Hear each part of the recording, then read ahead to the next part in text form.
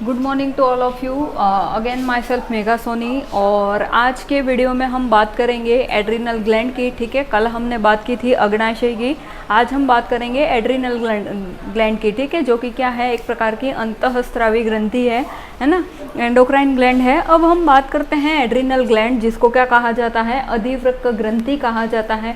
क्यों कहा जाता है? सबसे पहला तो ये इसकी पोजीशन देखते हैं, किडनी के ऊपर स्थित होती है। ठीक है, किडनी के ऊपर हमारे पाई जाती है, जो हमारा वृक्क होता है उसके ऊपर पाई जाती है, इसलिए इसको क्या कहते हैं, सुप्रा रीनल ग्लैंड या फिर अधिवृक्क ग्रंथि कहा जाता है, किडनी के ऊपर इसकी प्रेजेंस के कारण। अब हम इसके कलर की बात करें तो ये कैसा होता है, येलोइश होता है, येलो कलर की होती है। वजन की बात करें तो इसका वजन कितना होता है, 4 से 8 ग्राम होता है। नेक्स्ट बात करें, ग्लैंड के चारों ओर क्या पाई जाती है, कैप्सूल पाई जाती है। जैसे कि हम इसके स्ट्रक्चर को देखें, आगे हम बात करेंगे इसके दोनों पार्ट्स की, एड्रिनल कॉर्टेक्स और एड्रिनल मेडुला की। तो मैं बात करूंगी किस प्रकार से कैप्सूल उसके चारों ओर पाई जाती है।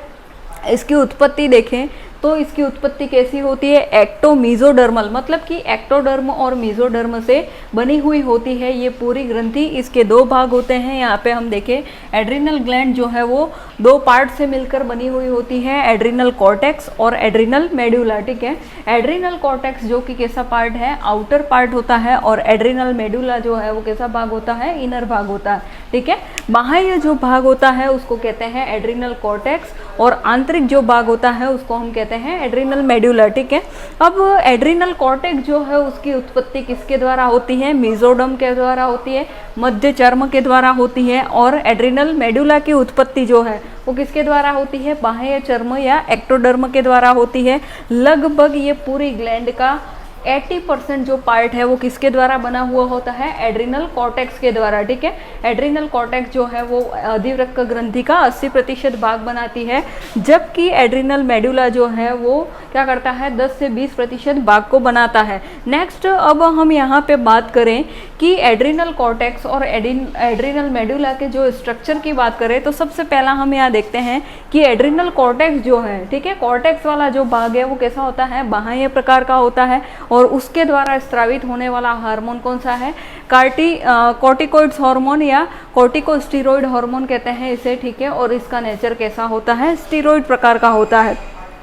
लगभग ये कुल 40 से 50 प्रकार के हार्मोन्स को, स्टेरॉइड हार्मोन को क्या करते हैं, स्रावित करते हैं, लेकिन इनमें से 7 से 8 प्रकार के हार्मोन ही क्या होते हैं, एक्टिव होते हैं। ठीक है, और ये क्या करता है, इनके अंदर कोलेस्ट्रॉल पाया जाता है। ये कैसे नेचर के हैं, स्टेरॉइड नेचर के हैं, इसलिए इनके अंदर क्या होता है, कोलेस्ट्रॉल उपस्थित होता है। नेक्स्ट हम बात करें यहाँ पे जो ये एड्रिनल कॉर्टेक्स है, ठीक है, वो 3 अलग अलग संरचनाओं से मिलकर बना है। सबसे पहला है जोना ग्लोमेरुलोसा, ठीक है, दूसरा है जोना फेसिकुलेटा, और तीसरा है जोना रेटिकुलेटा। ठीक है, यहाँ पे हम इस स्ट्रक्चर को इस प्रकार से देख सकते हैं कि मान लो जैसे ये स्ट्रक्चर है ये एड्रिनल कॉर्टेक्स का,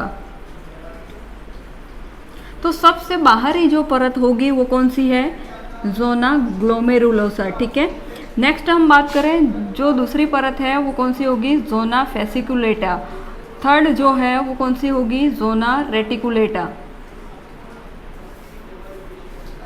और ये अंदर जो भाग है, ठीक है, वो कौन सा होगा, मेडुला। और बाहरी जो भाग है वो कौन सा होगा, कॉर्टेक्स वाला पार्ट होगा। इसके चारों ओर जो है कैप्सूल उपस्थित होती है। ठीक है, इस प्रकार से इस स्ट्रक्चर को हम समझ सकते हैं। सबसे पहले बाहरी जो परत है वो कौन सी होगी, जोना ग्लोमेरुलोसा होगी, दूसरी है जोना फेसिकुलेटा, और तीसरी है जोना रेटिकुलरिस। ठीक है, तो सबसे बाहरी परत है, आउटर परत, वो है जोना ग्लोमेरुलोसा। अब हम बात करते हैं इससे सिक्रेट होने वाले हार्मोन के बारे में।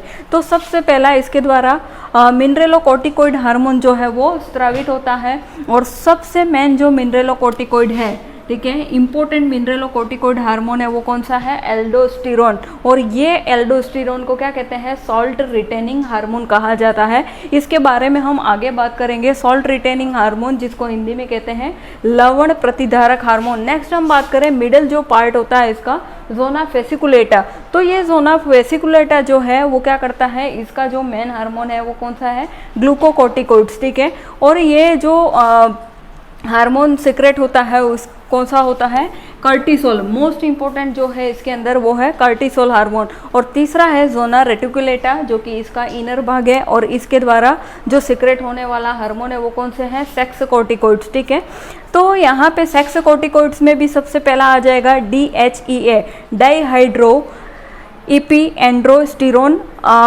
ठीक है, डाईहाइड्रो इपीएंड्रोस्टेरोन। नेक्स्ट हम बात करें एंड्रोजन की, एस्ट्रोजन और प्रोजेस्टेरोन की। अब हम सोचते हैं कि एस्ट्रोजन और प्रोजेस्टेरोन और एंड्रोजन जो है वो क्या है, मेल एंड फीमेल हार्मोन है, जो कि टेस्टिस एंड ओवरी के द्वारा सिक्रेट होते हैं।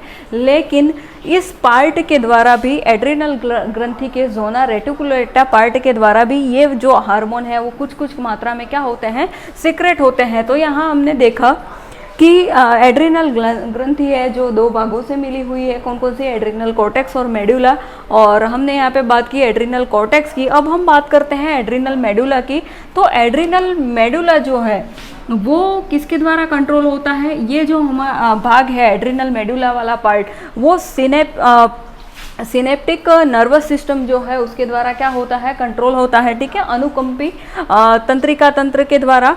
और उसके साथ साथ ये जो है, ठीक है, इसके द्वारा दो प्रकार के हार्मोन जो है वो सिक्रेट होते हैं। सबसे पहला है एपिनेफ्रिन और दूसरा है नॉरएपिनेफ्रिन। एपिनेफ्रिन और नॉरएपिनेफ्रिन को हम यहाँ पे क्या कहते हैं, एड्रिनेलिन और नॉर एड्रिनेलिन हार्मोन भी कहा जाता है। और इन दोनों को कॉमनली क्या कहा जाता है, कैटकोल एमाइन। ठीक है, कैटकोल एमाइन कहा जाता है। ये क्वेश्चन आता है, कैटकोल एमाइन कौन कौन से हार्मोन्स है। ठीक है, तो आप क्या बता सकते हो, एपिनेफ्रिन और नॉरएपिनेफ्रिन। अब हम बात करें कि ये जो एड्रिनल कॉर्टेक्स जो है उस भाग को कौन नियंत्रित करता है, तो ACTH जो है एड्रिनो कोर्टिकोट्रोपिक हार्मोन जो है वो क्या करता है, इसको नियंत्रित करने का कार्य करता है। और इस ACTH को भी कौन नियंत्रित करता है, तो इस ACTH को कौन नियंत्रित करता है, ACTH-RH। ठीक है, ACTH जो है वो किसके द्वारा सिक्रेट होता है, अग्र पीयूष ग्रंथि के द्वारा स्रावित होता है। किसके द्वारा, अग्र पीयूष ग्रंथि के द्वारा स्रावित।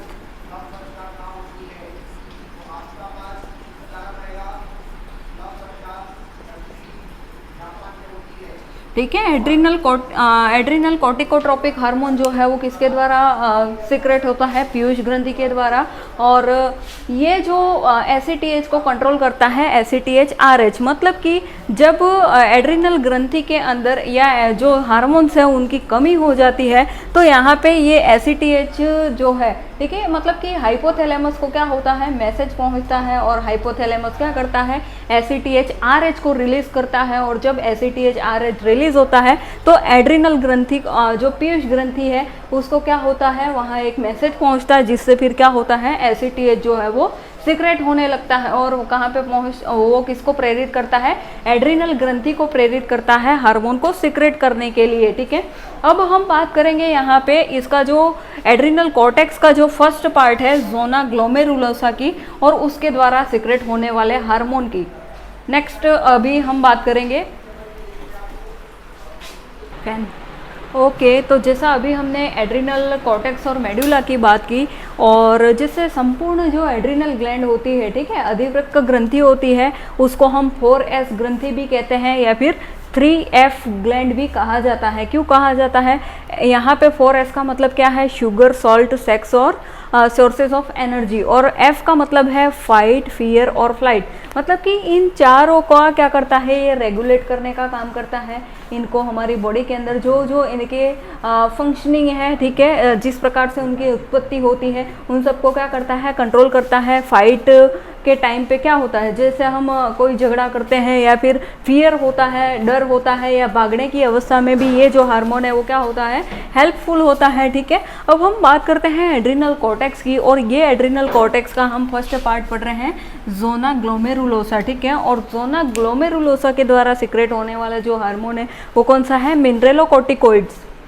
ठीक है, मिनरेलोकॉर्टिकॉइड्स, और उसमें भी है एल्डोस्टेरोन। ठीक है, जो कि मेन क्या है, मिनरेलोकॉर्टिकॉइड, जिसको हम क्या कहते हैं, प्रिंसिपल मिनरेलोकॉर्टिकॉइड हार्मोन कहा जाता है। अब हम देखें कि इसका कार्य क्या है, तो ये शरीर में क्या करता है, Na+ व K+ सोडियम तथा पोटेशियम की मात्रा को क्या करता है, नियंत्रित करता है हमारी बॉडी के अंदर। जैसे सोडियम पोटेशियम पंप चलता है, अर्थात एल्डोस्टेरोन नेफ्रॉन के डीसीटी भाग से Na को अवशोषित करता है और K को बाहर निकलता है। मतलब कि ये जो एल्डोस्टेरोन है, ठीक है, वो नेफ्रॉन जो है, ठीक है, उसके क्या करता है, डीसीटी, मतलब कि उत्सर्जन की प्रक्रिया में हमने देखा है कि जो नेफ्रॉन की स्ट्रक्चर होता है उसमें प्रोक्सिमल कॉन्वोल्यूटेड ट्यूब्यूल्स पाई जाती है और डिस्टल कॉन्वोल्यूटेड ट्यूब्यूल्स पाई जाती है। ये क्या करेगा, डिस्टल कॉन्वोल्यूटेड ट्यूब्यूल भाग से क्या करता है, Na+ को, सोडियम को अवशोषित करता है और पोटेशियम को बाहर निकालता है। उसी के साथ साथ ये क्या करता है, ब्लड फ्लूइड वॉल्यूम को भी नियंत्रित करने का कार्य करता है। ऑस्मोटिक प्रेशर को भी ये क्या करता है, नियंत्रित करता है। मतलब कि उत्सर्जन की प्रक्रिया में हम जो देखते हैं, ऑस्मोटिक प्रेशर को भी ये क्या करता है, नियंत्रित करता है। हमारे ब्लड प्रेशर को भी क्या करता है, नियंत्रित करता है। उसी के साथ साथ क्योंकि एल्डोस्टेरोन शरीर में इलेक्ट्रोलाइट के को बैलेंस करता है, क्या करता है, इलेक्ट्रोलाइट को बैलेंस करने का काम करता है। कौन सा हार्मोन, ये जो एल्डोस्टेरोन है वो, इसलिए इसे क्या कहा जाता है, लवण प्रतिरोधक हार्मोन कहा जाता है, सॉल्ट रिटेनिंग हार्मोन कहा जाता है। ये किस प्रकार से नियंत्रित होता है और कैसे इसको सॉल्ट रिटेनिंग हार्मोन कहा जाता है, ये हम आगे बात करेंगे। तो ये एल्डोस्टेरोन क्या करता है, इलेक्ट्रोलाइट के बैलेंस को करता है, इसलिए इसे सॉल्ट रिटेनिंग हार्मोन कहा जाता है। अब हम देखें, एल्डोस्टेरोन का नियंत्रण RAS के द्वारा होता है, ठीक है। RAS जो कि मैंने लिख रखा है, रेनिन एंजियोटेंसिन एल्डोस्टेरोन सिस्टम, ठीक है। अब ये रेनिन एंजियोटेंसिन एल्डोस्टेरोन सिस्टम हमने कहाँ पे पढ़ा है, उत्सर्जन तंत्र के अंदर। जब शरीर में ग्लोमेरुलर ब्लड फ्लो, ठीक है, ग्लोमेरुलर ब्लड फ्लो, उसके साथ साथ ग्लोमेरुलर ब्लड प्रेशर और GFR ग्लोमेरुलर फिल्ट्रेट रेट जो है वो कम हो जाए, तब क्या होता है, किडनी की जक्स्ट्रा ग्लोमेरुलर जो सेल्स है, ठीक है, किडनी की जक्स्ट्रा ग्लोमेरुलर सेल्स है वो क्या होती है, एक्टिवेटेड हो जाती हैं और वो एक्टिवेट होकर क्या करती है, रेनिन का स्त्रवण करती है, ठीक है।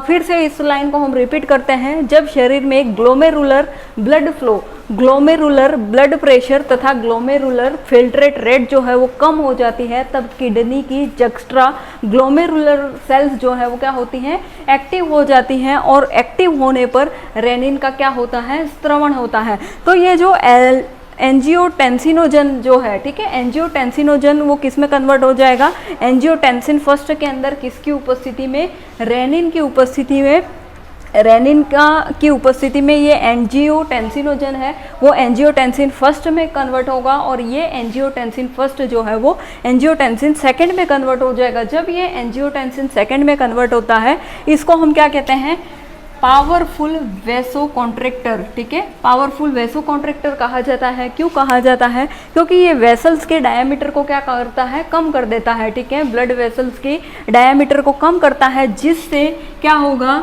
ग्लोमेरुलर ब्लड प्रेशर जो है वो बढ़ जाएगा, ठीक है।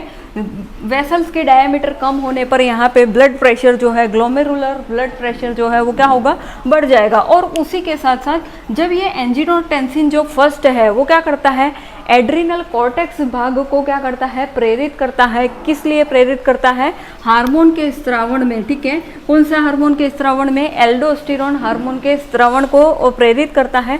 जब एल्डोस्टेरोन जो है, फिर ये एल्डोस्टेरोन क्या करता है, नेफ्रॉन के डीसीटी वाले भाग से सोडियम को अवशोषित करता है और पोटेशियम को बाहर निकाल देता है, जैसा कि हमने पहले अभी देखा। तो ये एल्डोस्टेरोन क्या करेगा, नेफ्रॉन के दूरस्थ कुंडलित नलिका वाले भाग से सोडियम को अवशोषित करेगा और पोटेशियम को बाहर निकाल देगा। इस प्रकार यह भी ग्लोमेरुलर प्रेशर को क्या करता है, बढ़ा देता है, ठीक है। तो यहाँ पे इस लाइन को यहाँ से क्या करना है, कनेक्ट करना है। मतलब कि जैसे हमने क्या पढ़ा कि जब शरीर में glomerular blood flow, glomerular blood pressure वो GRF कम हो जाए, तब किडनी की जक्स्ट्रा ग्लोमेरुलर सेल्स जो है वो एक्टिव हो जाती हैं और रेनिन का स्त्रवण करती है। जब रेनिन का स्त्रवण होगा तो एंजियोटेंसिन फर्स्ट और एंजियोटेंसिन सेकंड बनेंगे और ये जो एंजियोटेंसिन फर्स्ट और सेकंड जो है वो क्या करते हैं, ग्लोमेरुलर ब्लड प्रेशर को बढ़ा देते हैं, ठीक है। जैसा कि फर्स्ट देखा हमने, एंजियोटेंसिन फर्स्ट वो क्या करेगा, पावरफुल वेसो कॉन्ट्रैक्टर है जो कि क्या करता है, वेसल्स के डायमीटर को कम कर देता है, जिससे ग्लोमेरुलर ब्लड प्रेशर जो है वो बढ़ जाता है। और यहाँ पे भी क्या होगा, एल्डोस्टेरोन सीक्रेट होगा एड्रिनल कॉर्टेक्स के द्वारा। जब ये सीक्रेट होगा तो डीसीटी, जो नेफ्रॉन का डीसीटी पार्ट है, उससे क्या होगा, सोडियम जो है वो अवशोषित हो जाएगा और पोटेशियम बाहर निकल जाएगा। और उस प्रक्रिया के द्वारा जो ग्लोमेरुलर ब्लड प्रेशर है वो क्या होगा, बढ़ जाएगा। इस प्रकार से आरएएस जो है वो क्या करता है, एल्डोस्टेरोन का नियमन करने का कार्य करता है। रेनिन एंजियोटेंसिन एल्डोस्टेरोन तंत्र जो है वो क्या करता है, एल्डोस्टेरोन को रेगुलेट करने का कार्य करता है। इस प्रकार से हमने यहाँ पे कंप्लीट किसकी बात की, आज हमने बात की कॉर्टेक्स के जो फर्स्ट पार्ट है, जोना, कॉर्टेक्स का जो हमारा फर्स्ट भाग है उसकी बात की, जोना ग्लोमेरुलोसा की। ठीक है, अब हम नेक्स्ट वीडियो में बात करेंगे मिडल पार्ट की, जोना फेसिकुलेटा की। Thank you so much.